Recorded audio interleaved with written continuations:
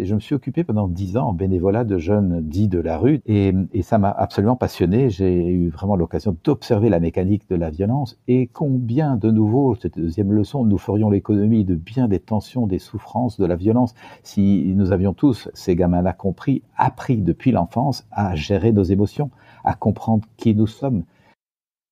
La petite voix, la petite voix, la petite voix, la petite voix. Bonjour, je suis Herveline et j'ai le plaisir de vous présenter La Petite Voix, le podcast qui donne la parole à ceux et celles qui nous font du bien. Ils sont psy, sophrologues, magnétiseurs ou autres et se consacrent à notre bien-être et à notre développement personnel. Que vous soyez sceptique ou convaincu, vous serez sûrement curieux de leurs histoires. Quel chemin ont-ils parcouru pour choisir ces métiers dédiés aux autres ? En quoi consiste leur pratique et que leur apporte-t-elle ? Voilà les questions que je vais leur poser lors de ces conversations intimes, sans blabla. Des conversations qui vont nous éclairer, nous inspirer. Si vous aimez ce podcast, parlez-en autour de vous et dites-le moi avec des étoiles sur iTunes. N'oubliez pas aussi de vous abonner pour ne rater aucun épisode. Alors, prêt à écouter La Petite Voix pour entendre la vôtre ? La Petite Voix, le podcast, c'est parti ! Notre façon d'être adulte fait-elle sens et envie pour les jeunes ? Voilà la question que pose mon invité dans son livre qui vient de paraître. Cet invité n'est autre que Thomas Dansembourg, ambassadeur de la communication non violente et auteur bien connu dans les cercles de plus en plus grands du développement personnel. J'ai donc eu la chance de l'interroger pour évoquer son parcours d'ancien avocat bien installé qui en a eu marre un jour de ce confort pas si confortable. De ce trentenaire qui a accepté qu'une autre voie était possible. Pas beaucoup plus confortable peut-être, mais infiniment plus épanouissante, c'est sûr. Parmi toutes les rencontres qui ont jalonné son parcours, il évoque notamment celle, dans les années 90, avec Marshall Rosenberg, fondateur de la communication non violente. Une révélation. Il ne cesse depuis d'appliquer et de promouvoir cette approche, ce puissant outil de connaissance de soi et de lien aux autres. Il nous explique d'ailleurs comment, très concrètement, l'utiliser au quotidien. Bienvenue dans un épisode joyeux et plein d'énergie. Bienvenue dans un épisode qui, je l'espère comme pour moi, vous donnera envie d'en savoir plus sur la communication non violente et pourquoi pas de vous y former. Avec Thomas, nous allons parler de résolution de conflits, de jeunes auxquels on devrait enseigner la connaissance des émotions et de spiritualité. Bonjour Thomas et bienvenue dans La Petite Voix. Merci Herveline, merci de m'accueillir. Je vous en prie, c'est moi qui vous remercie, c'est vraiment un honneur de vous recevoir dans mon podcast et je me réjouis de vous entendre pour parler et de votre parcours et de la communication non violente. On va aussi bien sûr parler de votre nouvel ouvrage qui sort là actuellement et qui a un titre qui donne très envie, Notre façon d'être adulte fait-elle sens et envie pour les jeunes ? Quel programme et on va y revenir. Mais en parlant de livres, j'imagine que moi, comme beaucoup de personnes qui écoutent La Petite Voix, je vous ai découvert avec votre premier ouvrage, Cessez d'être gentil, soyez vrai. J'ai découvert en préparant notre entretien que c'était là son 20e anniversaire. Alors, moi, je l'ai découvert un peu sur le tard puisque je l'ai lu il y a quelques mois sur les conseils d'ailleurs d'une des invitées de La Petite Voix. Et ça a été pour moi une révélation sur la manière dont on fait beaucoup de choses par gentillesse ou par politesse, mais finalement en s'écoutant peu. Et vraiment, j'invite ceux qui nous écoutent à découvrir cet ouvrage. Et c'est d'ailleurs par cet ouvrage-là que vous êtes devenu un des plus grands ambassadeurs de la communication non violente dans le monde francophone. Et on aura l'occasion d'y revenir. Mais avant d'évoquer vos ouvrages, moi ce qui m'intéresse, c'est d'évoquer d'abord votre parcours professionnel, puisque vous avez une première vie, si je peux le présenter comme ça. Vous étiez dans le monde de la loi, dans le monde juridique. Est-ce que vous pouvez m'en dire un petit peu plus ? Oui, j'ai choisi la carrière d'avocat dans un premier temps dans l'intention d'aider les gens à traverser les conflits. J'avais eu la chance de grandir dans une famille aimante avec beaucoup d'attention, de tendresse, mais quand même, comme dans toutes les familles, des conflits, des tensions. Et j'étais très sensible à ces climats et je me demandais, mais qu'est-ce qui fait que l'humain est capable de tant de tendresse, de générosité, d'anticipation très très souvent, mais aussi incapable d'éviter les jugements, les croyances bétonnantes, les il faut, tu dois, et puis c'est comme ça changera pas, qui plombe et qui casse la relation. Et je me disais, on est mal outillé pour traverser les conflits. Et j'ai envie donc d'aider les gens à traverser les conflits. À l'époque, je n'avais aucune idée de la psychothérapie. Et je pensais que c'était un truc qui ne regardait que les gens qui avaient de gros problèmes mentaux. Je pensais pas du tout que c'était une voie de connaissance de soi permettant de mettre le meilleur de soi au service de tous. Ça, je le découvrirai beaucoup plus tard en devenant thérapeute. Et donc, je deviens avocat. Et très vite, au barreau de Bruxelles, donc je suis belge, et très vite, dans mon métier d'avocat, je réalise que j'ai participé à beaucoup de conflits et que le conflit est presque toujours né d'un malentendu. Et si j'observe la mécanique du malentendu, je me rends compte que très souvent, c'est un combiné de mal exprimé et de mal écouté. Quelqu'un n'a pas exprimé clairement ce qu'il voudrait, ce qu'il aimerait, ce qu'il désirerait. Il a malheureusement exprimé des jugements, des critiques, des reproches, des insultes ou des injures parfois. Et forcément, l'interlocuteur en face n'a pas entendu des souhaits, des propositions pour que la vie soit plus agréable ensemble. Le quelqu'un en face a forcément entendu les jugements, les critiques, les reproches, les insultes ou les injures. Et donc, il s'est enfui en claquant la porte ou il a répondu sur le même ton. Et donc, mal exprimé plus mal écouté crée un mal entendu. Et j'ai mesuré que comme avocat, je mettais beaucoup d'énergie à tenter de trouver des solutions juridiques à des enjeux qui étaient largement, pas uniquement, on est d'accord, mais largement des enjeux de connaissance de soi, des enjeux d'intelligence émotionnelle, des enjeux de capacité d'empathie pour l'autre et des enjeux de compréhension de ce qu'on appelle aujourd'hui l'analyse systémique, le système relationnel, l'écologie relationnelle qui se crée entre les êtres humains. Et rien, figurez-vous, dans ma formation d'avocat, livré aux émotions toute la journée et à l'écoute toute la journée, et à la compréhension des systèmes qui habitent entre les personnes, ne m'avait formé sur ces enjeux. J'étais un pur technicien du droit, sans aucune compétence relationnelle. Et ce qui est en revanche intéressant, c'est que votre première aspiration, elle était justement pour ce métier, votre élan vers ce métier-là, il était pour aider l'ordre émotionnel, justement, puisque vous le dites, vous aviez envie d'aider à résoudre ces conflits. Vous n'aviez pas une aspiration folle, a priori, pour la loi. En tout cas, c'était pas la première idée. Alors, c'était pas la première idée, effectivement. C'était aider les gens à retrouver de la paix à travers un conflit. Et bon, c'était pas du tout ce que je faisais. Malheureusement, j'avais la chance, si je puis dire, pour faire une belle carrière, d'entrer dans un beau cabinet de droit des affaires, de droit commercial, droit des sociétés, etc. Et on était plutôt dans le combat que dans la réconciliation. Et, heureusement, ça a beaucoup changé depuis 20 ans. Beaucoup d'avocats se forment à la médiation et essayent d'éviter de passer aux procédures judiciaires. C'est ça. Parce que du coup, donc vous avez d'abord été avocat au barreau de Bruxelles, si je dis pas de bêtises, pendant 5 ans, et ensuite en entreprise comme conseiller juridique pendant 10 ans. Oui, c'est ça. J'étais comme un avocat interne, mais je n'allais plus au palais plaider les affaires, mais je résolvais les enjeux juridiques au sein de cette entreprise, une grosse entreprise bancaire internationale.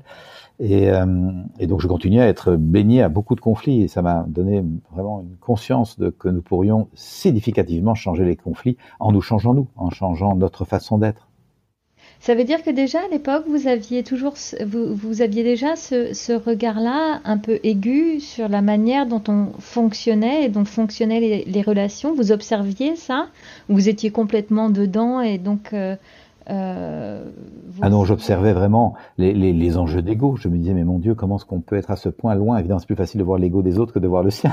J'avais pas encore commencé à travailler le bien.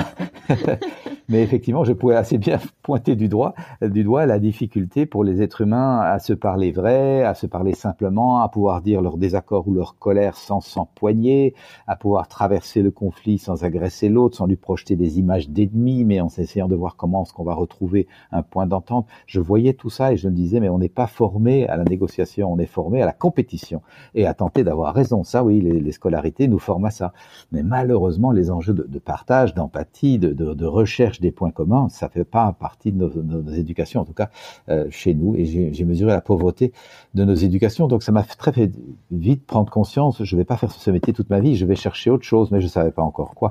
Il m'a fallu du temps pour trouver quoi. Ouais, donc vous avez senti comment ça s'est passé, une forme d'ennui, de lassitude de ce que vous étiez en train de vivre là en entreprise?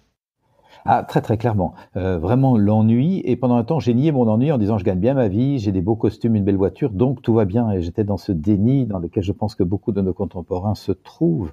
Et il m'a fallu du temps pour écouter la petite voix, c'est le même nom que votre émission, qui disait en moi, arrête de te mentir, tu n'es pas heureux, tu es à côté de tes pompes, tu fais pas ce que tu voudrais faire, prends du temps pour savoir qui tu es et te réaligner. Et longtemps j'ai nié ces petites voix, mais heureusement, la chance a fait que je l'ai entendue avant d'avoir viré dans le burn-out, la dépression, ou je sais quelle addiction. Vous pensez vraiment que c'était un chemin possible si vous n'aviez pas reconnecté avec vous-même? Oh, c'est plus que je le pense, j'en suis absolument convaincu. Je voyais d'ailleurs, au-delà de moi, j'avais la trentaine quand je me suis commencé à me poser des questions. Je voyais des avocats qui avaient 40, 45, 50 ans et qui étaient très souvent en dépression, très souvent sous médicaments pour amphétamines ou autres pour tenter de tenir le rythme, très souvent dans des problèmes d'alcoolisme, très souvent dans des divorces tragiques. Et je me disais en voyant ça, mais moi je veux pas cette vie de destruction et de liquéfaction. J'ai envie de savoir à 40 ans, je veux savoir qui je suis et faire des choses qui me rendent joyeux et qui servent la planète de façon créative et aidante, fédérante. Je sentais cette aspiration. Et il se fait que j'ai mis mon métier d'avocat un peu dans la case alimentaire pendant un temps. Je me suis dit, ou de juriste quand j'étais juriste, en me disant je vais gagner ma vie le plus sincèrement et honnêtement comme ça, mais je cherche autre chose. Et je me suis occupé pendant 10 ans en bénévolat de jeunes dits de la rue, des jeunes pris dans les gangs de rue, la délinquance, l'addiction, le deal, la prostitution, ou parfois même qui avaient séjourné dans des institutions pénitentiaires pour jeunes. Et ça m'a absolument passionné. J'ai eu vraiment l'occasion d'observer la mécanique de la violence et combien, de nouveau, cette deuxième leçon, nous ferions l'économie de bien des tensions, des souffrances, de la violence, si nous avions tous, ces gamins-là compris, appris depuis l'enfance à gérer nos émotions, à comprendre qui nous sommes, quelles sont nos émotions, quelles sont nos joies, quels sont nos profonds contentements, nos enchantements, quels sont nos talents et nos élans et comment les mettre au monde au service de la vie communautaire. Et si nous avions également appris quelles sont nos peines, nos tristesses, nos désarrois, nos moments d'impuissance, nos moments de colère que nous avons besoin de comprendre avant de faire payer notre colère aux autres. C'est de l'hygiène de conscience. Et très vite, j'ai réalisé que les enjeux de connaissance de soi et d'intelligence émotionnelle sont vraiment des enjeux de santé publique. Ça devrait être dans tous les programmes scolaires. Et oui, vous le dites parfois que finalement apprendre à se connaître et à décoder ses émotions, c'est aussi important que d'apprendre à lire ou à écrire ou à compter. Je dirais presque plus important, si vous me permettez, cette apparente boutade. Oui. Mais à quoi ça sert de pouvoir construire des ponts, monter des sociétés, des entreprises, et si on se chamaille, si on se dispute, si on n'arrive pas à avoir une vie intérieure joyeuse, heureuse, à créer un couple fécond, si on a envie de vivre en couple évidemment, et à avoir un climat de collaboration avec nos équipes qui soit joyeux, léger. On inverse souvent les priorités, nous sommes plus éduqués à faire qu'à être, malheureusement. Ah oui, ça c'est vraiment le grand point. Ça m'intéresse de revenir un peu sur cette expérience que vous avez eue dans le monde associatif auprès de ces jeunes. Quand je préparais notre entretien, en fait, je me demandais pourquoi, au moment où vous commencez à vous lasser de ce métier en entreprise et que vous prenez un peu de recul pour réfléchir à votre orientation, pourquoi vous avez envie d'aller vers cette association-là? Vous auriez pu aussi bien, je ne sais pas, vous consacrer du temps à une autre passion, défendre, je ne sais pas, la cause animale, etc. Pourquoi vous consacrer à ces jeunes dans des situations extrêmement précaires et compliquées? Parce que j'étais attiré par un article sur un avocat qui avait quitté le barreau et un gros cabinet qu'il devait reprendre, le promettant à une vie bourgeoise confortable, pour devenir flic à la police judiciaire de Bruxelles et s'occuper de gamins de la rue. Et ce trajet, ce transfert complètement improbable, et qui, sur le plan social, en Belgique, où il y a pas mal de catégories sociales, aurait pu paraître une sorte de dégringolade dans l'échelle sociale, m'a vraiment impressionné. Mais voilà un gars qui est suffisamment sincère avec lui-même pour bousculer les a priori, les conformismes, les croyances, et j'ai envie de le rencontrer, mais je me suis dit, croyance négative, il est dans le monde policier, je vais jamais tomber sur lui.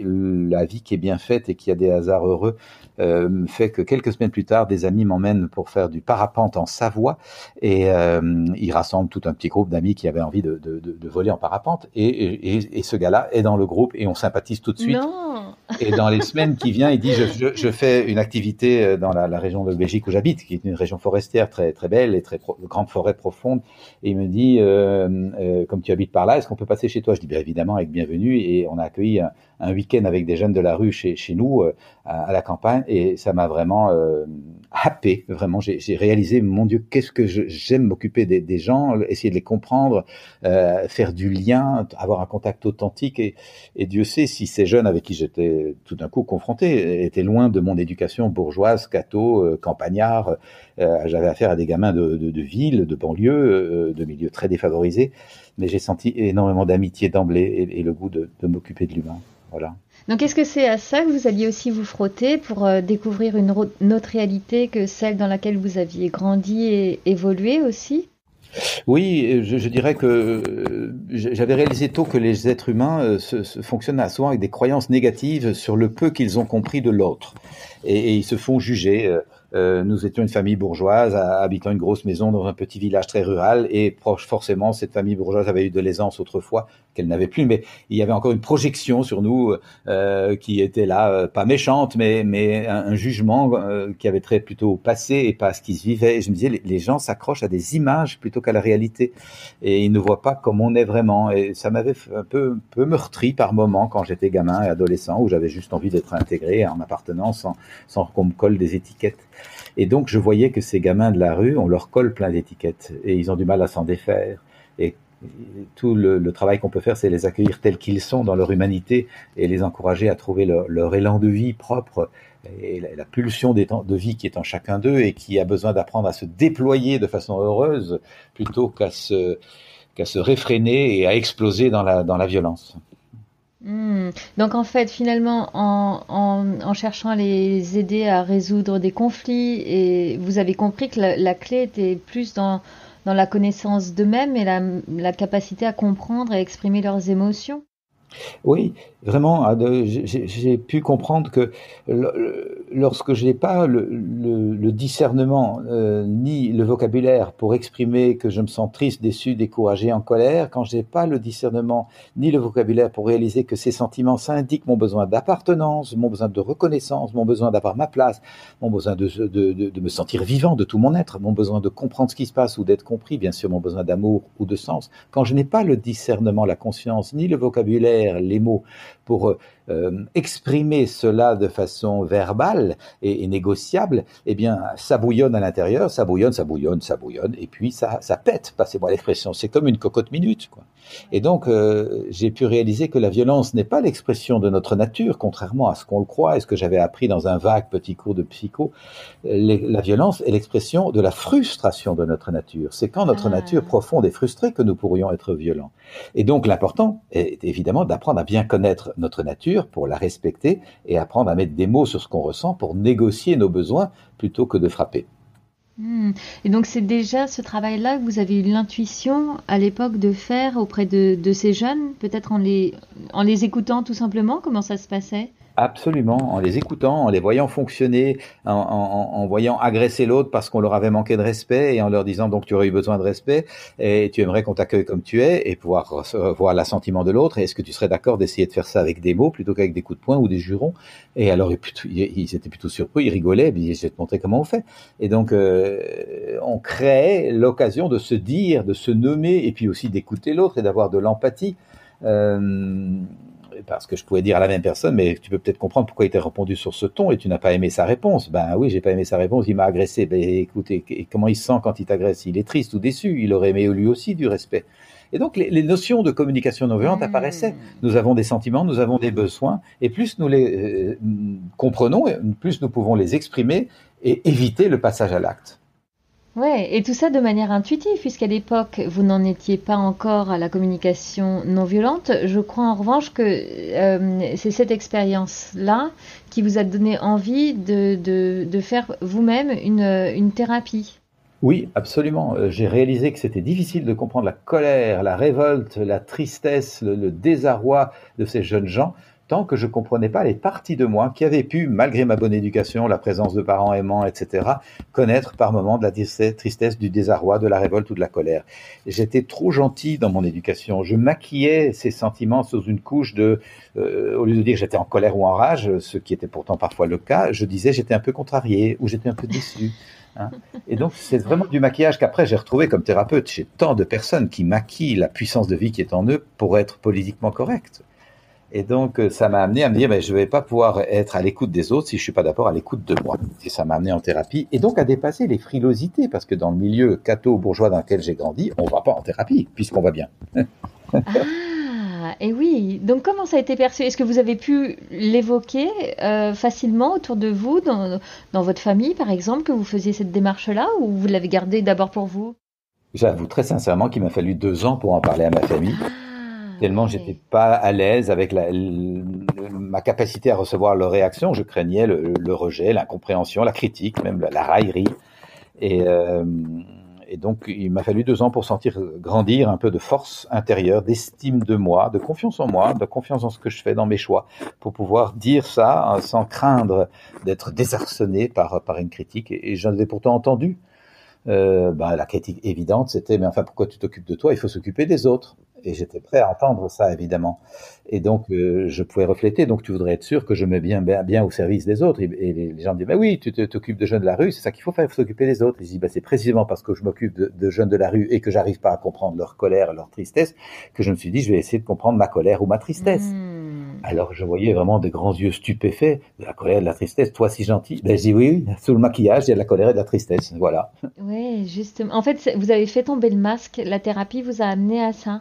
Ah ben c'est tout à fait ça. Et ce que j'ai pu voir, c'est qu'au début, c'est décontenançant dans un groupe, dans une entité, dans un système relationnel, de tout d'un coup tomber le masque et changer les codes. Tout le monde est un peu mal à l'aise. Et donc, il y avait un peu de boutade et de rejet, de pirouettes d'humour autour de ça. Mais ce que j'ai pu voir, c'est que peut-être plusieurs années plus tard, 8, 10, 15 ans plus tard, pas mal de ces personnes autour de moi se sont ouverts à ça parce qu'ils ont rencontré des difficultés et ont réalisé qu'ils n'étaient pas outillés pour traverser les difficultés et qu'ils avaient donc besoin d'outils. Et ils ont été les chercher dans des pratiques de connaissance de soi, de thérapie, parfois aussi de communication non violente. Et donc, j'ai pu avoir ainsi la conviction que lorsque nous nous changeons nous-mêmes, peut-être on est un peu secoué dans notre milieu où nous vivons, parce que les autres ne comprennent pas, cependant c'est bénéfique pour tout le monde. Évidemment c'est bénéfique pour nous, mais c'est aussi bénéfique pour le système qui risquait de s'encrouter dans un ronronnement. Oui, oui. Donc on revient à ce que vous évoquiez tout à l'heure, quand on vous fait le reproche gentiment que finalement c'est un peu égoïste et qu'il vaut mieux aller s'occuper des jeunes de la rue. Là, vous nous faites la démonstration du contraire. Absolument. Et ça permet de voir que quand on dit qu'il ne faut pas s'occuper de soi, il faut s'occuper des autres, on est piégé dans une croyance, on est piégé dans un système de pensée extrêmement limitant. Parce qu'aujourd'hui, j'ai la preuve par des milliers d'exemplaires que plus je m'occupe de moi, plus je me comprends, plus je suis attentif aux autres et plus je mets au service la compréhension de l'humain que j'ai acquise en travaillant sur moi, à bien comprendre les humains en face de moi. Et ça, je le vois tous les jours. Je vois tous les jours des parents qui comprennent pas leurs ados et qui détestent que les ados se mettent en colère et qui supportent pas que leurs ados soient un peu nostalgiques ou tristounets et qui ça les agace. Mais quand ils viennent travailler sur eux, à comprendre leur côté tristounet, à accepter leur propre colère ou leur moment de désarroi, tout d'un coup, ça ouvre de l'humanité en eux et tout d'un coup, ils deviennent humains avec leurs enfants. Et au lieu de les gronder ou de les peut-être même rejeter en disant va dans ta chambre, tu reviendras quand tu seras plus sage ou plus souriant, eh bien, ils se mettent à écouter et à créer de l'humanité là où ils sont. Donc c'est vraiment un enjeu fondamental aujourd'hui devant les enjeux que nous traversons, l'impression quand même assez chaotique de notre époque. Nous avons besoin de trouver des repères intérieurs solides pour pouvoir être des repères. Ça rejoint le titre de mon prochain livre auquel on reviendra peut-être tout à l'heure. Oui, oui, oui, oui. Et alors, je reviens à ce que vous viviez. Donc, on sent combien ces années-là que sont des années de grands changements pour vous, de grandes mutations. Je ne sais pas si on peut l'appeler comme ça, mais pour autant, là, quand vous avez commencé votre thérapie, vous êtes dans cette association auprès des jeunes, vous continuez à travailler en entreprise encore? Oui, oui, bien sûr. À l'époque, j'ai pas les moyens de faire un saut magique dans un nouveau métier. J'ai besoin de la ressource que m'apporte ma vie de juriste, et je l'ai maintenue à plein temps longtemps, tout en me formant le soir et les week-ends ou les vacances à différentes approches psychothérapeutiques. Et puis, à un moment, j'ai vraiment senti le besoin d'arriver à écrire les premières bases de Cessez d'être gentil, soyez vrai. J'avais déjà 4-5 ans de pratique et je voulais pouvoir faire ce livre et trouver du temps. Et je réalisais que il fallait que je réduise pour ça ma pratique de juriste à un mi-temps.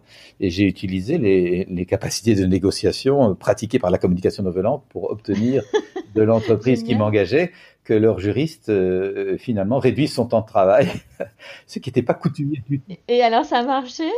Bah, j'étais extrêmement fier d'avoir pu rencontrer leurs préoccupations et de faire une négociation gagnant-gagnant où effectivement moi j'avais quand même une ressource un peu plus limitée bien sûr de 50%, mais quand même stable et sûre, et 50% de temps libre pour continuer à créer mon cabinet de thérapeute et commencer avec les bases de mon livre.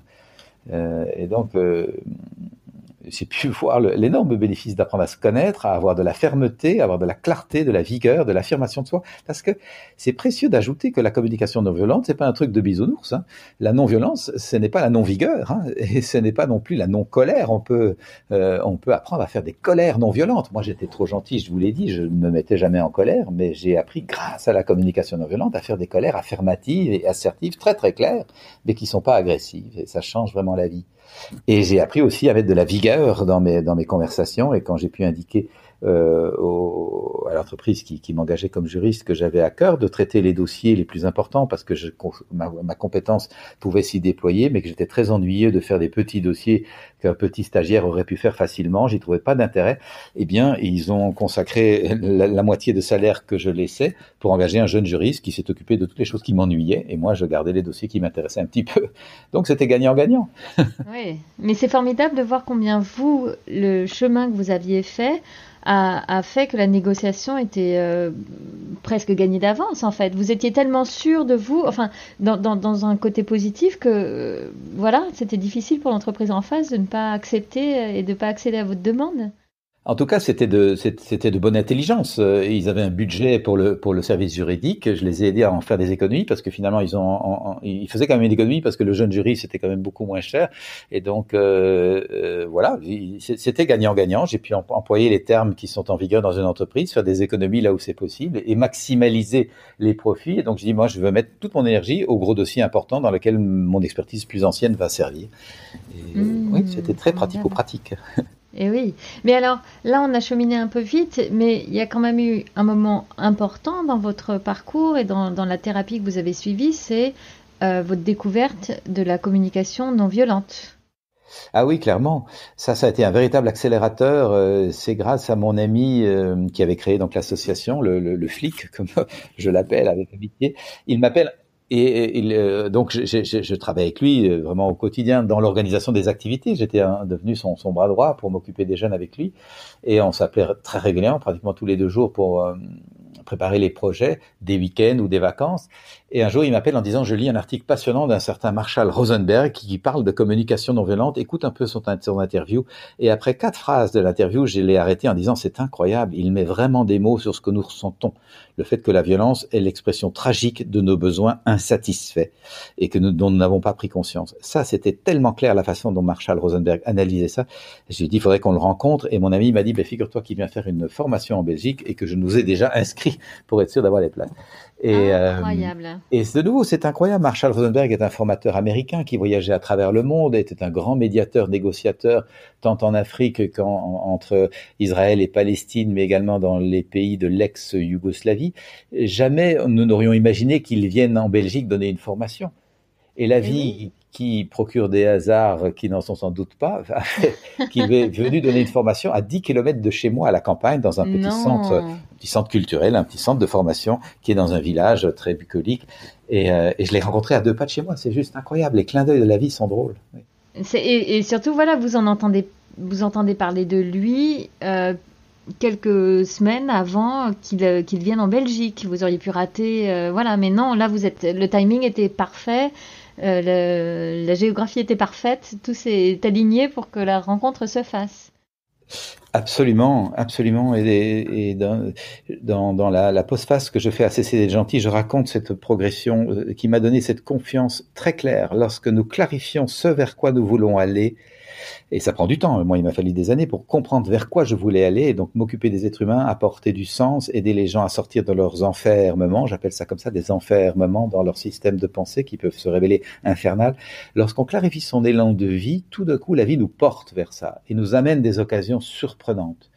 Alors qu'à l'inverse, tant que nous restons nous-mêmes dans nos enfermements, ça n'ira pas, rien ne va changer. Et longtemps j'ai un diplôme de droit, je ne pourrais faire que du droit. Enfin, toutes ces pensées négatives qui nous enferment, qui créent des enfermements, tant que vous nous restez dans un système de pensée aussi clos, aussi enfermant, eh bien, la vie ne vous apporte aucune solution parce que vous-même, vous les avez niés d'avance.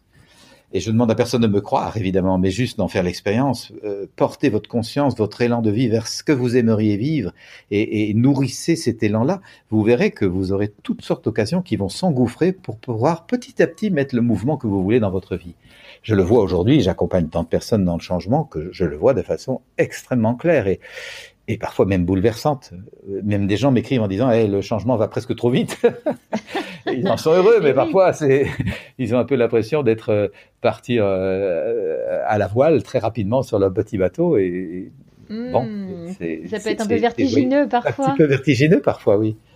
En tout cas, votre parcours est vraiment l'illustration parfaite de ce que vous nous expliquez là. C'est que tout d'un coup, quand on est dans le bon élan, quand on met le premier pied vers le bon chemin, bon, la vie va s'arranger pour mettre sur notre chemin ce qu'il faut pour avancer dans cette bonne voie-là, quoi.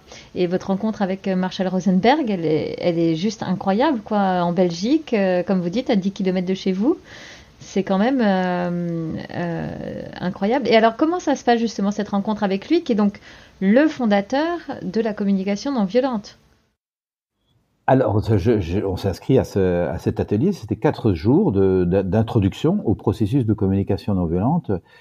Ça se passe d'une façon extrêmement, je dirais presque bouleversante pour moi, parce que dès les premières phrases de présentation de ce processus, il nous accueille, il nous laisse nous présenter, il se présente lui-même, et je vois la force intérieure de cet homme, son regard perçant, je sens vraiment sa sagesse, son expertise d'avoir bourlingué à travers le monde, à aider tant de gens à sortir des enfermements dans les mécanismes de violence, dans les habitudes.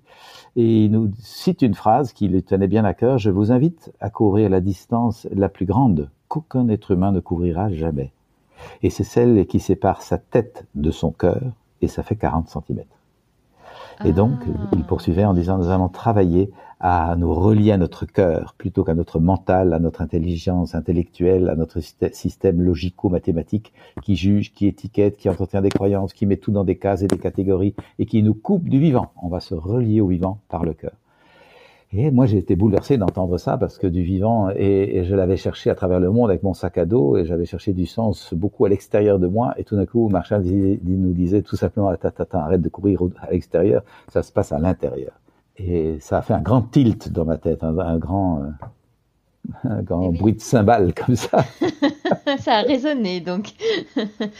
Surtout que il faut, pour remettre dans le contexte, donc là on est quoi là, au début des années 90, si je dis pas de bêtises.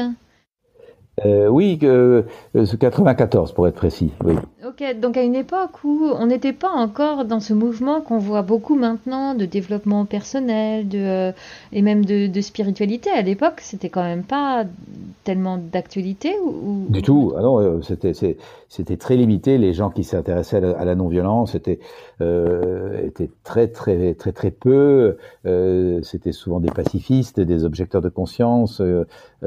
C'était très restreint comme univers. Ça s'est incroyablement déployé en 20 ans, ça c'est clair.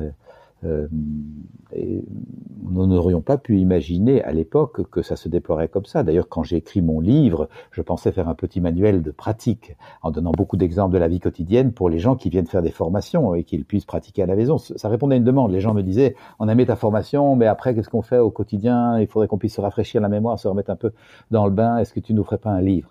Et c'est encouragé par les personnes que j'ai rédigé ce livre. Je n'imaginais jamais qu'il allait toucher 1 million de lecteurs en France, 1 million d'exemplaires en langue française. Et dans combien de langues? Et presque une vingtaine de traductions. Donc, oui, en effet. quand je vois ça, je suis le premier ému de me dire, tiens, ce que moi j'ai ressenti tout seul en me disant, nous sommes pris dans des enfermements, nous sommes dans un excès de gentillesse, de façade qui nous coupe de notre vraie générosité, de notre vraie bonté, de notre vraie sincérité. Nous avons besoin d'un travail sur nous. Ce que je croyais vivre dans un petit milieu ici, le microcosme, est au fond vécu à travers la planète par beaucoup de personnes. Quelque chose d'universel. Et oui. Quelque chose d'universel. Et donc c'est vraiment un enjeu de santé publique globale à travers la planète, vraiment. Et oui. Et donc, on comprend bien que ces 4 jours de formation, si je reviens sur votre parcours, on voit bien que ces 4 jours de formation avec Marshall Rosenberg n'ont pas duré que 4 jours et que ça a été finalement le début d'un parcours où vous avez continué, vous, à avancer dans cette voie-là. Et c'est à partir de là, j'imagine, que vous avez commencé à imaginer la bascule et à vous dire... J'arrête ce métier en entreprise de juriste, etc. et je me consacre pleinement à cette activité. C'est tout à fait ça. À vrai dire, dès ces 4 jours avec Marshall, j'ai senti que je pivotais à l'intérieur de moi-même. C'est vraiment presque une sensation physique de sentir comme une sorte de vis d'Archimède autour de laquelle je pivote, comme si ma conscience tout d'un coup se levait et je regardais toutes les choses, le quotidien, les relations avec mes collègues, les relations avec mes clients, mais les conflits auxquels je participais comme avocat, mais également les rapports à mes parents, les rapports à ma mère qui était décédée quelques années plus tôt, les rapports à mon frère aîné qui était en grosse difficulté de dépression. Et tout d'un coup, je comprenais les choses avec un tout autre discernement, déjà dès ces 4 premiers jours. Et clairement, de nouveau, la petite voix à l'intérieur de moi-même, c'est le même qui me disait « Arrête de courir, écoute-toi parce que tu n'es pas heureux de ce que tu vis dans ta vie de juriste ». Cette même petite voix me dit hey, « T'as trouvé ce que tu voulais faire, t'as trouvé l'outil. Et tu vas faire ça le restant de tes jours, ou en tout cas longtemps. » Et c'est le cas, je fais ça depuis 25 ans maintenant. Et voilà. D'où l'importance d'écouter sa petite voix, indépendamment de l'écoute de votre podcast Petite Voix. Absolument. Et en fait, ce qui est intéressant dans la manière dont vous avez progressé, il y a d'abord, il faut accepter de passer par cette étape d'insatisfaction et la prendre telle qu'elle est, avant d'avoir la solution de ce qui va finalement vous épanouir. Il y a cette étape entre deux là qui est pas confortable mais qui a été indispensable parce que sinon vous auriez, comme vous le dites, continué bille en tête dans vos activités. Ah oui, merci de pointer ça, Evelyne. Absolument, nous avons besoin de côtoyer notre inconfort en toute conscience, sans le maquiller, sans l'étouffer, sans le fuir. Et le fuir, c'est très facile. Et j'ai été un fuyant par rapport à la petite voix et aux inconforts. Je voulais pas voir que j'étais pas content. Je me mentais vraiment en me disant j'ai des beaux costumes et de belles voitures, je peux me partir en voyage, je gagne correctement ma vie, blablabla. Je me mentais pour ne pas voir que j'étais très inconfortable et qu'il était temps que j'admette mon besoin de changement et de m'ouvrir à une autre façon d'être au monde. Et donc, c'est précieux d'accepter, comme vous nous y invitez, de côtoyer de l'inconfort le temps voulu pour que derrière l'inconfort apparaisse la perspective du changement que nous voulons vivre. Et donc, de ne pas fuir l'inconfort ou de ne pas l'anesthésier avec une pilule. Tellement de gens passent par un moment de dépression et au lieu de s'asseoir avec la partie dépressive de leur être, ils la noient sous une pilule. Et je dis pas que dans une très très grave dépression, un petit support médicamenteux ne peut pas aider à traverser et à rester attentif. Mais je recommande d'être le plus conscient possible. C'est la plupart du temps dans une vie d'homme ou de femme, un moment de dépression n'est pas un accident, mais un ingrédient de transformation. Oui, c'est ça. Il y a des choses à en faire, aussi inconfortable que ce soit, c'est que ce malaise-là a des choses à nous dire. Et donc, on le voit dans votre parcours, absolument. Et c'est pour ça que j'ai écrit ce bouquin. Être heureux n'est pas nécessairement confortable. C'est que si je nie tous mes inconforts, mais je reste dans ma zone de confort. Et en restant dans ma zone de confort, c'est plutôt une zone de malheur bien connue et que j'admets une fois pour toutes sans le remettre en question. Au lieu de se dire, mais là, je connais bien mon malheur, mais est-ce que j'aurais pas envie d'aller vers un bonheur qui est peut-être inconnu, mais qui est peut-être infiniment plus joyeux. Et curieusement, il y a une grande frilosité à quitter son malheur bien connu pour aller vers un bonheur plus grand. C'est étonnant de voir ce côté casanier qui nous habite. Ça demande donc un peu de courage de se dire j'en ai marre de mon malheur bien connu et j'ai envie d'aller voir autre chose et de sortir de ma zone de confort. Et oui, présenté comme ça, évidemment, on ne peut que l'entendre. C'est, en revanche, voilà, c'est toutes les étapes qu'on entend, notamment dans votre parcours, et qu'on aurait chacun à vivre, de sortir de cet inconfort-là pour aller vers ce qui nous épanouit vraiment. C'est le travail d'une vie presque. Ou de plusieurs peut-être, si ça existe. Et oui, absolument. Ça met les choses en perspective. Oui, ça me plaît bien comme perspective. Donc, voilà, vous découvrez la communication non violente, et ça, j'adore ces moments-là comme ça, de pivot, ou de lucidité, et puis tout d'un coup, tout s'éclaire, là. Voilà, là, votre chemin, il est évident. Vous savez qu'en fait, vous allez vous lancer à plein temps dans la communication non violente. Donc, vous devenez thérapeute, vous suivez vos formations donc avec Marshall Rosenberg pour devenir vous-même thérapeute.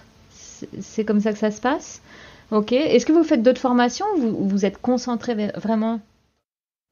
Oui. Ben, là, je dirais que la base de ma formation, c'est une longue psychanalyse. J'étais 6 ans en psychanalyse, 3 fois par semaine. C'est vraiment un gros décapage. Et je dis pas que tout le monde a besoin de ça, mais moi j'avais des grosses couches de gentillesse, vous voyez. C'était du gros œuvre, quoi. C'est pas juste de la déco. Donc votre psychanalyse, bien sûr, c'était certainement un très bon socle pour devenir vous-même thérapeute. Et puis tous les outils de communication non violente. Et donc vous vous lancez un jour, vous ouvrez votre cabinet. Oui, entre-temps, j'avais rencontré le psychanalyste jungien québécois Guy Corneau. De nouveau, par cette vie qui nous fait des hasards si joyeux, je rentre un jour dans une librairie pour acheter un livre qui n'avait rien à voir avec celui sur lequel je tombe, et il venait de sortir le premier ouvrage du psychanalyste québécois Guy Corneau qui s'appelle « Père manquant, fils manqué ». Ce titre lapidaire m'interpelle parce que dans l'association avec les jeunes, nous avions principalement des garçons, et la plupart du temps, ces garçons avaient manqué de père. Le père était parti, absent, démissionnaire, alcoolique, emprisonné souvent. Et nous avions réalisé que c'est difficile de devenir un homme épanoui, un homme sûr de soi, un homme heureux d'être en vie, sans le père repère.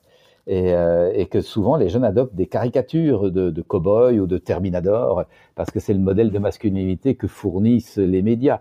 Et donc, tout d'un coup, ce bouquin de Guy apportait une telle clarté sur cet enjeu-là. Il me parlait également personnellement, bien que j'ai eu un père aimant et chaleureux présent.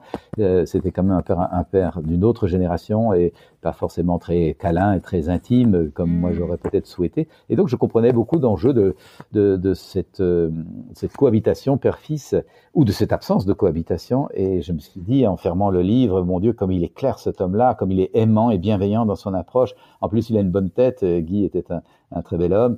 Et il y avait la photo au dos. Je me dis, bon, je l'aurais bien rencontré, mais il vit au Québec, je le verrai jamais. Je transmets le livre à mon ami Pierre, qui avait fondé l'association, le Flic, là, avec les jeunes, oui, en disant, lis ceci, c'est vraiment intéressant, ça nous éclaire sur ce que nous pressentons. 3 jours plus tard, il me dit, j'ai dévoré ton bouquin, c'est passionnant. Et figure-toi que ton Guy Corneau, il vient donner des conférences à Bruxelles. C'est juste incroyable, la vie, vous voyez. Et alors, on se jette sur ces conférences, évidemment, tous les deux. On suit 2 conférences passionnantes. À la fin de la 2e conférence, l'organisatrice dit, Monsieur Corneau donne des formations. Il y a 2 places libres pour une formation ce week-end. Paf, on l'attrape, évidemment. Et je vais suivre mon premier stage thérapeutique avec un groupe d'hommes, parce que Guy travaillait beaucoup avec des groupes d'hommes pour leur aider à se comprendre et à sortir des fausses masculinités de caricatures et à accepter leur sensibilité, leur vulnérabilité, leur délicatesse. Et je me retrouve dans un groupe d'hommes comme ça, guidé par Guy, et j'ai admiré sa capacité à accueillir chaque humain tel qu'il est, à être dans un élan de profond amour. J'avais entendu l'amour inconditionnel dans mon éducation religieuse, mais je l'avais pas vraiment vu, pour dire le moindre. Et beaucoup de jugements, beaucoup de croyances, beaucoup d'attentes, beaucoup de pression. Et là, tout d'un coup, un homme écoutait un autre homme sans aucune pression, en le laissant se poser et se déposer et être tout à fait ce qu'il est, avec sa lumière comme son ombre. Je trouvais ça extraordinaire. Et là, vraiment, la confirmation que je voulais être thérapeute est venue et que j'étais très inspiré par l'approche de Guy. Et comme il prenait les repas avec nous, on avait sympathisé, on lui parlait de nos activités avec les jeunes et notamment les voyages dans le désert que l'on montait 1 fois par an avec les jeunes pour les emmener dans un complet dépouillement. Et lui n'avait jamais connu le désert du Sahara. Il était très intéressé et il nous a dit, est-ce que je peux venir avec vous? J'ai dit, bien sûr, on t'embarque.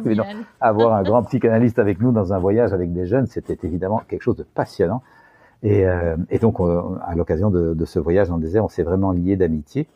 Et la vie qui est pleine de surprises fait que un jour il m'appelle du Québec en disant je reviens en Belgique des formations, mais je donnais des formations, mais cette fois j'ai plus une quinzaine de personnes comme la première fois quand tu es venu. J'ai des groupes de 30 à 40 personnes. J'ai besoin d'assistants. Est-ce que tu voudrais être mon assistant? Et je lui dis mais qui suis-je pour être ton assistant? Moi je suis depuis de 2 ans en thérapie, je me forme à la communication non violente, mais je suis encore nulle part pour être ton assistant. Il m'a dit je te demande pas de faire quoi que ce soit, je te demande juste d'être là. Ah. Et ça, c'est une réponse décapante. Hein. Tout le monde jusque-là m'avait demandé des diplômes, des qualifications, des compétences, des preuves dans l'ordre du faire. Est-ce que tu sais faire ceci, etc. Et là, un être humain me demande juste d'être présent. Il avait apprécié nos échanges et la conscience que je voulais développer en moi. Et il m'a dit, ça m'aide simplement de te savoir là, avec ton amitié, tu dois rien faire. Tu es présent dans le groupe. Moi, ça me donne une sorte de balise et ça m'aide à animer le groupe. Et donc, j'ai pu le voir faire, moi, et le voir être et observer pendant de nombreux séminaires comment ce grand psychanalyste accompagne et agit comme une sage-femme, ou plutôt un sage homme évidemment, pour permettre aux gens d'accoucher d'eux-mêmes. Et donc on est devenus très grands amis, on a collaboré, on a co-créé des animations, des séminaires ensemble. Et oui, et ça c'est un point intéressant je trouve dans votre parcours, c'est que au-delà de devenir vous-même thérapeute, de vous former donc auprès de ces hommes-là que vous évoquez, vous avez aussi beaucoup le goût de la transmission qui vient assez vite, donc notamment à travers ces ateliers, ces formations, mais aussi à travers des livres. Comme avec, je crois que c'était votre premier ouvrage, hein, c'est d'être gentil, soyez vrai. Et alors, comment vous l'expliquez ce goût-là de la transmission? Vous pourriez vous contenter d'accompagner les gens dans votre cabinet de thérapeute et c'est déjà très bien. C'est vrai, et j'ai senti ce goût venir assez vite, j'ai très vite aimé transmettre, et les premières expériences de cela, c'est quand nous faisions du fundraising pour l'association, ouais. Il fallait des sous pour monter les voyages, les activités du week-end, et on allait dans les Lions Club, les Rotaries, toutes sortes d'associations, parfois même dans des entreprises qui sympathisaient avec nous, et pour faire un petit speech, un petit talk qui aidait les gens à comprendre pourquoi on fait ça, dans quel esprit, et qui nous permettait de recevoir des sponsoring. Et donc, très vite, j'ai réalisé que j'aimais partager ça, que j'aimais enseigner ce que nous faisions avec les jeunes, pourquoi on le faisait, dans quel cadre, et à quoi ça servait.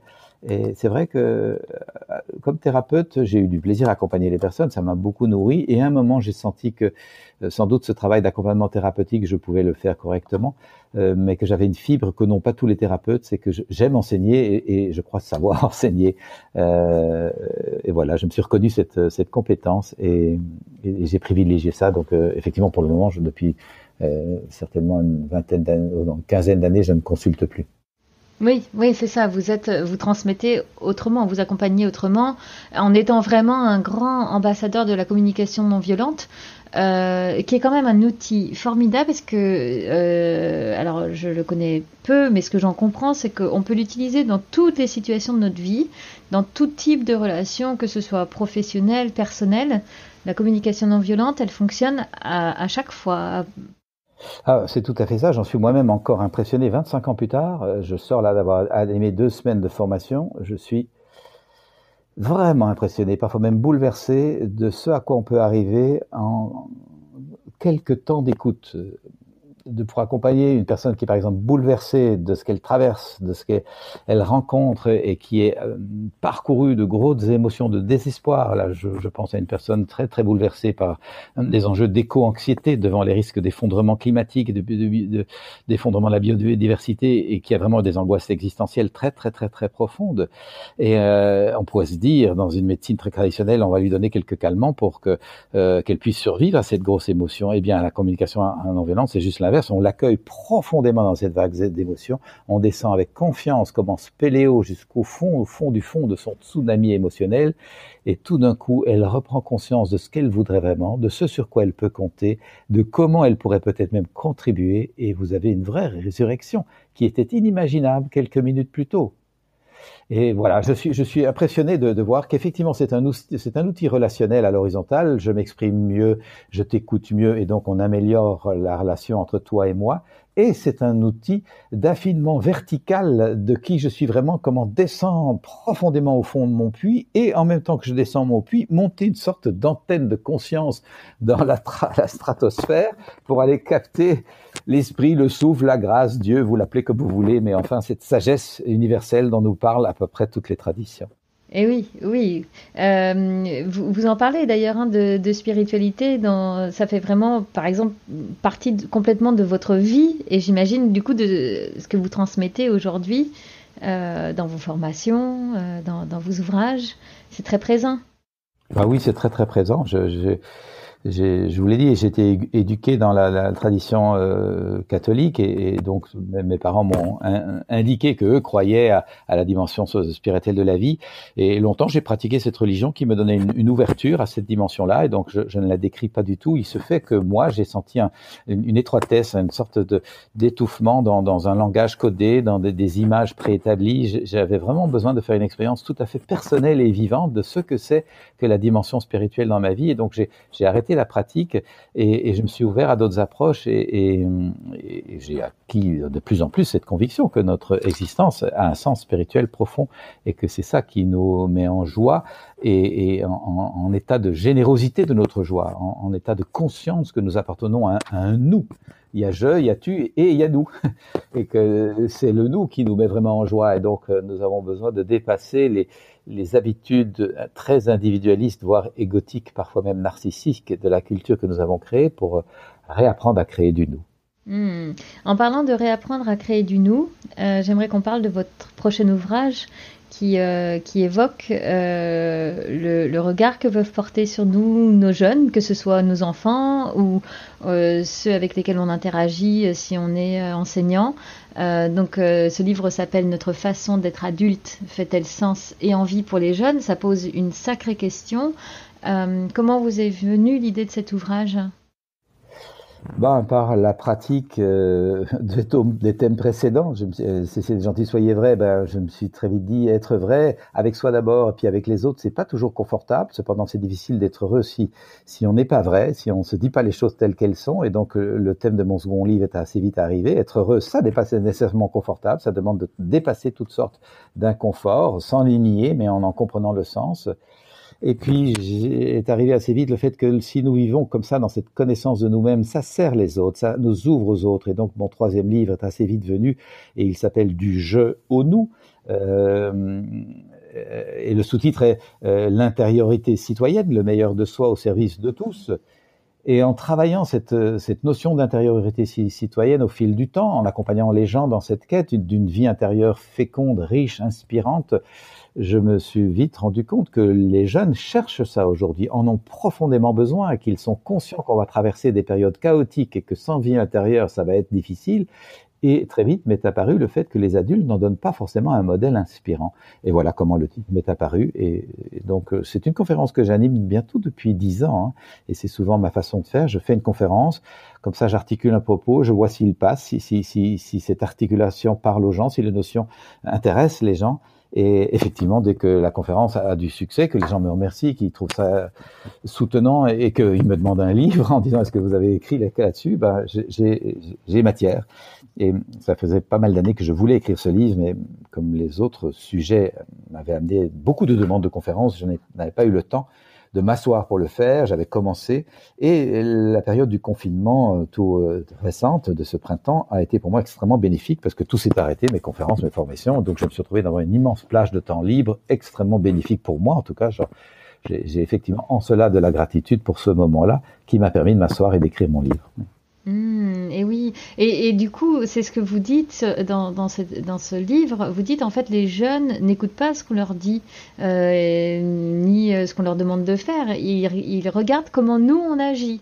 Oui, j'évoque ça par cette formule. Les jeunes n'écoutent pas ce que vous dites, ça la plupart des parents le savent. Et ils n'écoutent pas ce que vous faites, ils écoutent ce que vous êtes. C'est votre qualité d'être qui passe, qui impacte. Et c'est pas que les jeunes d'ailleurs. Je dis ça aux dirigeants, je travaille beaucoup dans les entreprises. Je dis ce n'est pas ce que vous faites qui tient la réunion d'équipe, c'est ce que vous êtes c'est ce que vous incarnez, votre cohérence, votre capacité d'écoute, la clarté du sens vers lequel vous voulez mener l'équipe, votre capacité à écouter chacun et à tirer le meilleur, à inviter chacun à mettre le meilleur de soi. C'est ça, c'est pas tant ce que vous faites, c'est ce que vous êtes. Et donc, travaillez votre qualité d'être. Et j'ajoute souvent, si vous êtes fatigué, vous êtes fatigant. Hein. Si vous êtes stressé, vous êtes stressant. Si vous êtes découragé, vous êtes décourageant. Donc, ça commence par vous. Ouais, ce que j'aime beaucoup en vous écoutant, Thomas, c'est que là, je vous écoute, la maman que je suis se dit, mais tout ça me paraît tellement évident.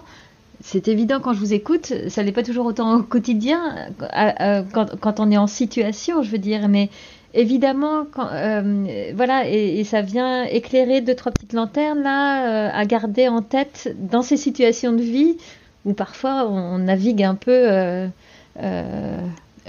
contre des vents contraires, on va dire.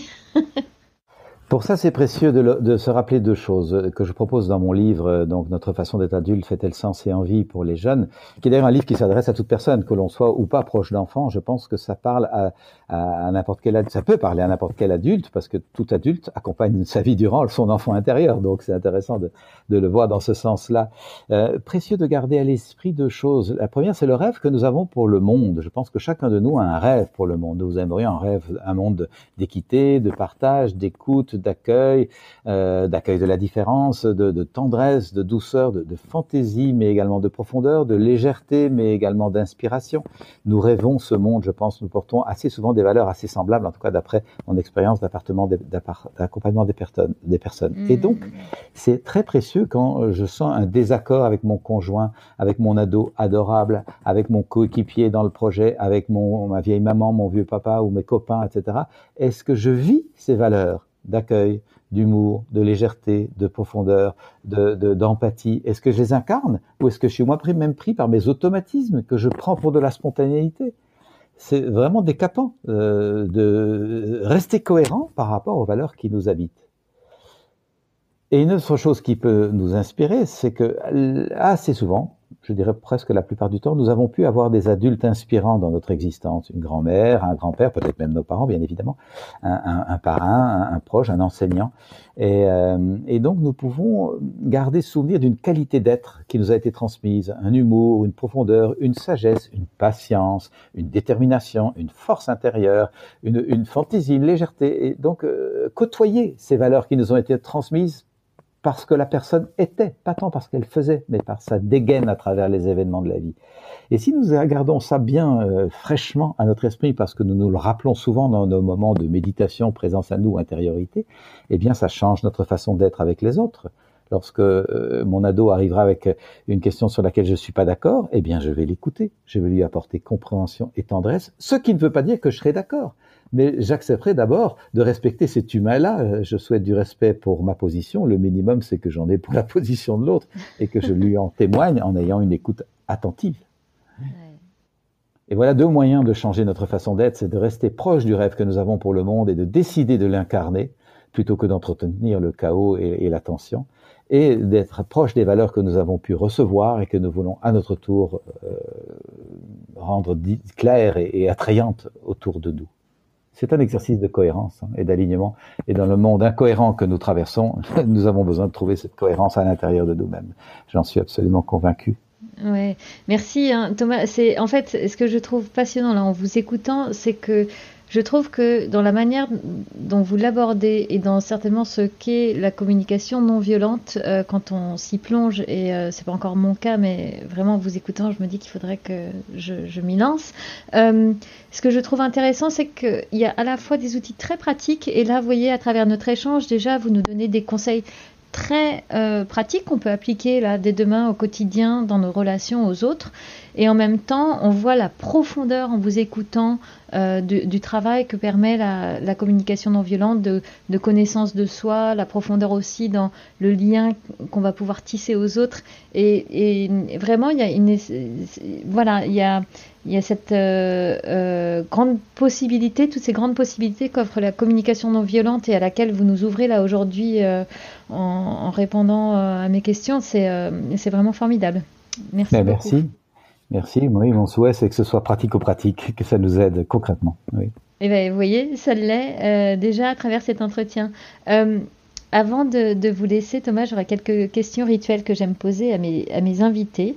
La première, j'aimerais savoir si vous écoutez, vous, votre petite voix. Je pense y avoir pas mal répondu Et oui. dans notre échange. Évidemment que je prends du temps plusieurs fois par jour pour écouter ma petite voix et la ressentir. C'est pas une écoute intellectuelle avec le cerveau dit gauche. C'est une sensation profonde qui demande de développer peut-être d'autres capacités de perception comme l'intelligence intuitive, l'intelligence relationnelle intérieure, évidemment l'intelligence émotionnelle. Et je suis convaincu que chacun de nous a une petite voix très claire et que nous pouvons tous apprendre à l'écouter. Et bien justement, vous l'évoquez là entre les lignes. Quels sont les rituels que vous utilisez au quotidien pour être connecté à cette petite voix, pour vous sentir bien? De réguliers moments d'écoute, d'arrêt sur image, pour me poser la question que nous posons des dizaines de fois par jour à toutes sortes d'autres personnes que nous et que moi je me pose à moi-même et que j'invite les personnes qui viennent en stage à se poser à soi-même plusieurs fois par jour. Comment ça va? Comment tu te sens?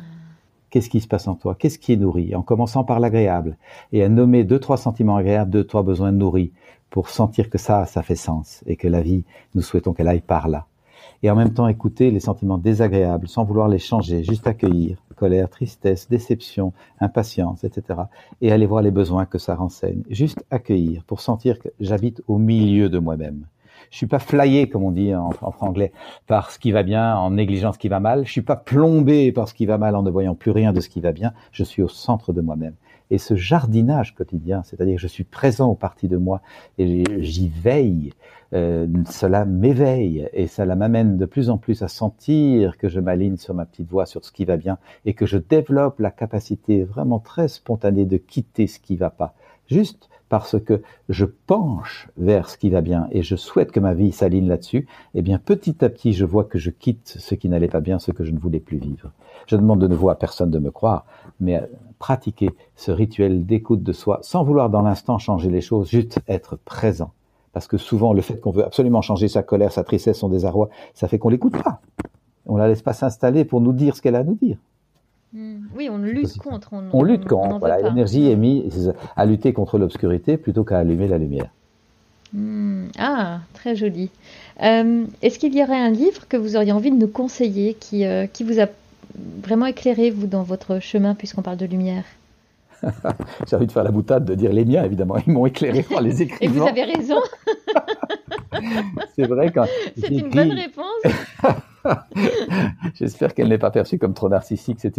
C'est pas complètement une boutade parce que c'est clair qu'en écrivant un livre, je voyais que je mettais de la clarté dans mon système de pensée. Ça organise la pensée, ça la rend plus limpide, plus précise, plus nuancée. Effectivement, ça m'a apporté beaucoup de clarté que d'écrire les livres que j'ai écrits. Il y a certainement beaucoup de livres qui m'ont inspiré. Le livre de Marshall Rosenberg, Les mots sont des murs ou des fenêtres, est un livre très inspirant sur les bases de la communication non violente, bien sûr. Bien en amont de ça, j'ai lu un fameux livre qui s'appelle le chemin le moins fréquenté, qui est un livre de base dans le développement personnel, The Less Traveled By Path, je crois que ça s'appelle comme ça en anglais, et c'est un livre très éclairant sur comment faire sa voie à soi, le chemin le moins fréquenté. J'ai beaucoup aimé ce livre, il a été très décisif dans ma décision de changer de vie. J'ai pu constater que le bouquin que j'ai cité dans notre échange, Père manquant, Fils manqué, a été très éclairant sur notre besoin de remettre de l'humanité.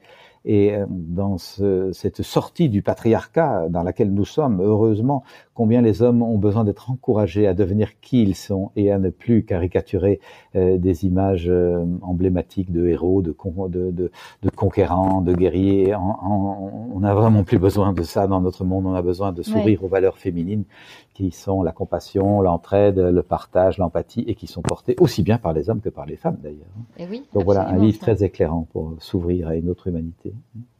Alors, il y en a certainement plein d'autres.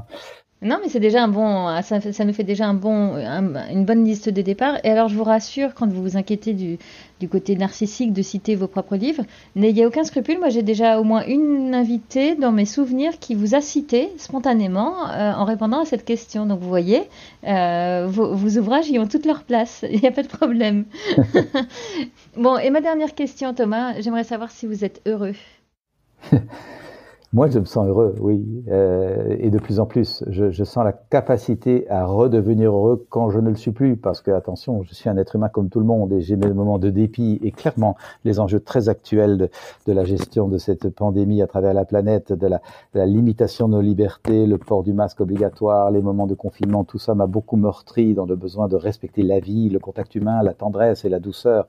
Le sort fait aux vieilles personnes dans les maisons pour le grand âge m'a vraiment indigné. Donc j'ai vraiment mes moments de colère et de dépit et effectivement les enjeux de risque, d'effondrement. Je suis proche du travail de Pablo Servigne et de Gauthier Chapelle qui ont écrit des livres sur comment tout peut s'effondrer et comment survivre à l'effondrement, comment vivre l'effondrement et pas seulement y survivre. Ces livres me parlent beaucoup d'un besoin de grande conscience par rapport aux enjeux du monde, et en même temps, je sais que j'ai de la ressource pour retrouver l'espace de moi qui, à travers ces intempéries, si c'est un faible mot, mais à travers ce chaos, peut rester en paix, rester confiant dans la force de résilience de la vie. La vie est résiliente, et sans doute elle va passer par des moments difficiles, mais j'ai confiance que la vie demeure sous des formes qui se transforment et parfois se déforment. La vie demeure. Et oui, très belle conclusion. Donc, on va en rester là. Et merci beaucoup, Thomas, pour cet échange, pour votre générosité, pour cette découverte de la communication non violente et déjà des conseils très pratiques qu'on peut garder avec nous et emmener maintenant dans notre quotidien. Merci beaucoup, Thomas. Merci, Evelyne. Avec grand plaisir. À une prochaine fois, peut-être. Avec plaisir, oui. La Petite Voix, le podcast, c'est fini pour aujourd'hui. Rendez-vous mardi dans 2 semaines pour le prochain épisode. Si celui-ci vous a plu, alors dites-le moi avec des étoiles sur iTunes. Parlez-en aussi autour de vous. Et pour ne rater aucun épisode, pensez à vous abonner sur votre appli de podcast ou sur les réseaux sociaux. Vous me trouverez en cherchant La Petite Voix, le podcast sur Facebook, Instagram, Twitter et YouTube. D'ailleurs, c'est sur ces pages que je vous raconte les coulisses de ma rencontre du jour et que vous trouverez toutes les références de l'épisode. Une dernière chose qui me tient vraiment à cœur, je serais ravie d'échanger avec vous sur vos impressions, de recevoir vos questions et vos suggestions sur les invités que vous aimeriez entendre. Alors surtout, n'hésitez pas à m'écrire. Merci beaucoup et à bientôt sur La Petite Voix.